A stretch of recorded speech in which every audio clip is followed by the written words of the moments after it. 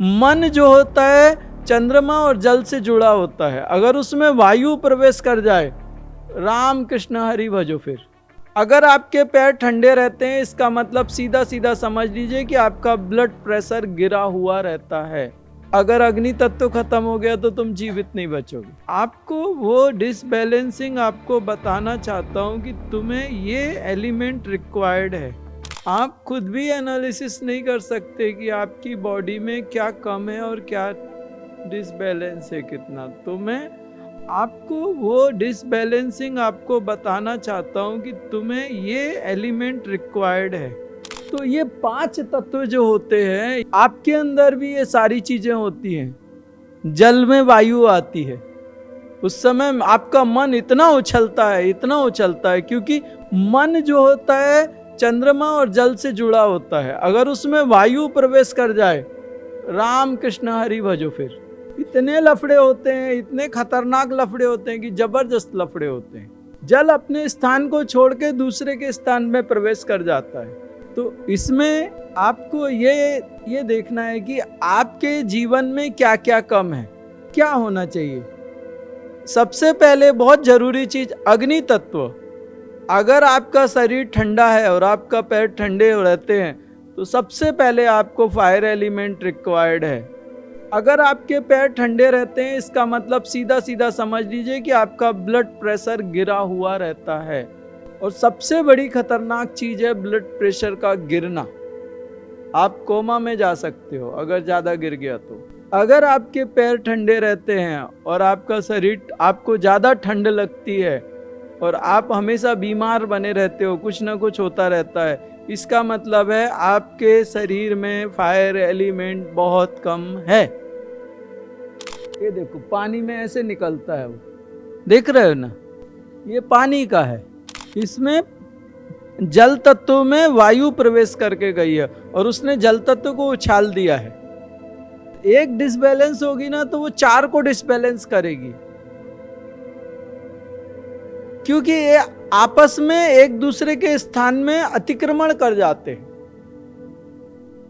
एक बढ़ गया ना तो दूसरे को कम करेगा, तीसरे को डिस्टर्ब करेगा, चौथे को परेशान करेगा।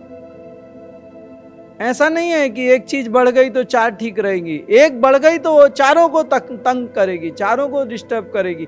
वो एक को ठीक करने से 4 अपने स्थान पे बराबर आ जाएंगे। उसमें स्टिफनेस में क्या होता है, आपके ब्लड में जो रहता है, आपका ब्लड भारी हो जाता है, थिक हो जाता है आपका ब्लड।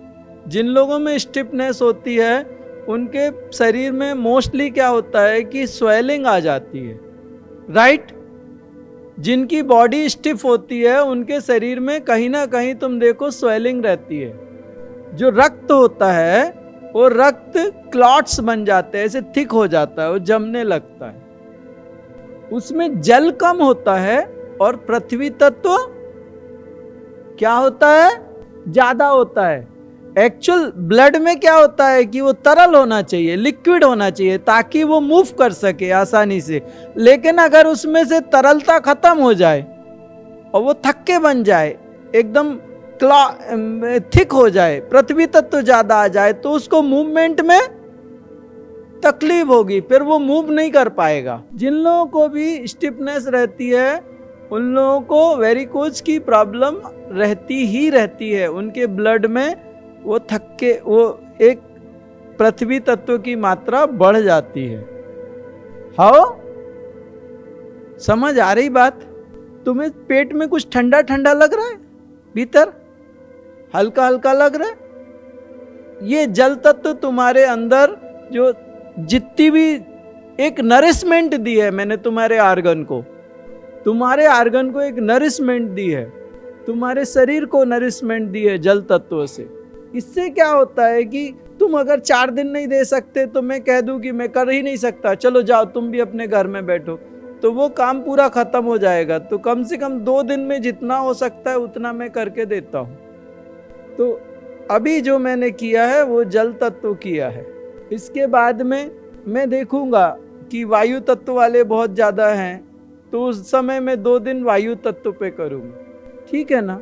जल तत्व है, इसका राक्षस है, ग्लानि है ये। गिल्टी, ब्लड सर्कुलेटरी सिस्टम में प्रॉब्लम आएगी, हार्मोनल सीक्रेशंस में प्रॉब्लम आएगी, रात को नींद नहीं आएगी, मन शांत नहीं होगा, शरीर के भीतर बहुत गरम गरम लगेगा, गर्मी ज्यादा लगेगी। तुम्हारे लिए अलग से पंखा लगाना पड़ेगा, अलग से एसी लगाना पड़ेगा। सब लोगों को एसी पंखा नहीं चाहिए, तुम्हें अकेला चाहिए पड़ेगा। तुम्हें ज्यादा गर्मी लगेगी और जीवन में धन संपदा कम आएगी, अच्छे से नहीं आएगी।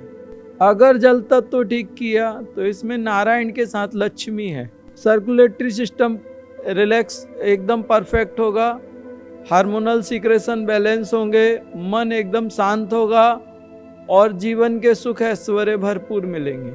और जो शरीर के भीतर गरम गरम या हमेशा गर्मी लगती है वो नहीं लगेगी। तो इससे देख लो कि आपको जल तत्व चाहिए कि नहीं चाहिए।